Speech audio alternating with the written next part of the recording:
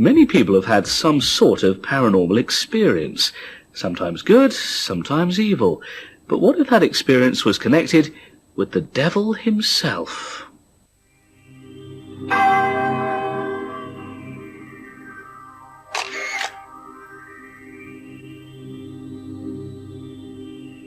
There's a field in Essex that the locals refer to as the Devil's Field. Why? Because many years ago it's alleged that Satan himself paid the field a visit. And since then, strange things have been happening.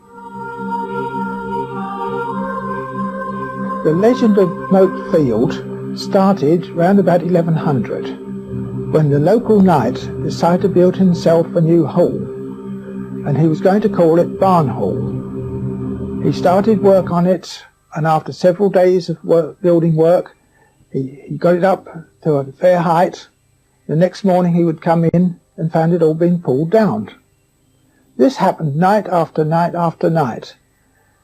So he decided to spend the night at the building. Halfway through the night, the devil came along and said, "What are you doing here?" The knight said, "I'm building Barn Hall." The devil said, "No, this is my field. You are not building your barn hall here." They had quite a confrontation. The devil picked up a huge oak beam and threw it over the hill, over a mile away, and said, where that beam lands, that's where you'll build Barn Hall.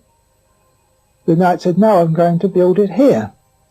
They had quite another argument.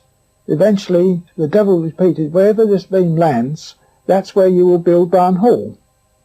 And that's where the Barn Hall is built today, and that very oak beam is down in the cellar with the devil's burn marks where his fingers held it on the beam.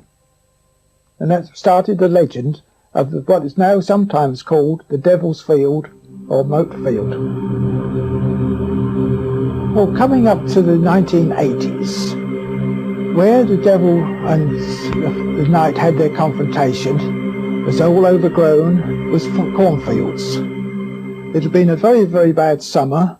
All the crops were very late, and the farmer and his family were eager to get all the crop in before the weather changed again. As it was getting dark, he put on the headlights of the tractor. As he looked forward, he began to see several small grey shapes in front of him. He didn't believe quite what he was seeing, because he'd never seen anything like that before. The next time he came up to that area of the field, there were more and more shapes. Eventually, there was dozens and dozens of them, and they were coming closer and closer, and he was getting very, very worried. They started banging on the tractor sides, shaking it, and he was so worried, he put his foot on the accelerator. The engine stalled.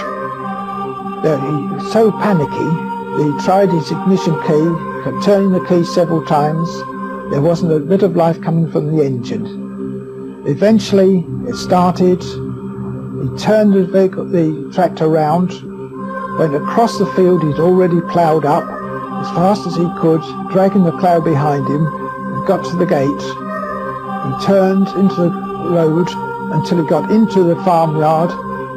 He jerkily got out of the cab, stood shaking like a leaf, looking at the dents, so where the lock of the cab had almost been broken off. He said he'd never go onto that farm again. But it's not just the field that has a strange presence. The farmhouse has also experienced paranormal activity. Approximately 7 years ago, we moved into this property. My family and my daughter, Georgia. We became aware shortly after that my daughter was playing with an imaginary friend in the far end bedroom. One evening, she woke up crying because she had some sort of nightmare, and this went on for a few days, several days. We got worried about this, so we came to the decision of calling in Father Barrows from Kelvedon to come and give the house a blessing. And he went to the end bedroom. We haven't spoken a word to him about what the reason was, and he said there is a very cold presence here. So we stood in that area in the hall, said some prayers on the fact that if it came, the presence came from our Lord, it was welcome to stay, but if it didn't, we'd rather it go. Obviously, it's summertime again, late summer. We're laying in bed in the far end room, again, adjacent to the room we're talking about. And we heard somebody, who must have been a large gentleman again, walking with Wellington boots and dragging his Wellington boots along the floor as he stepped up and down the yard.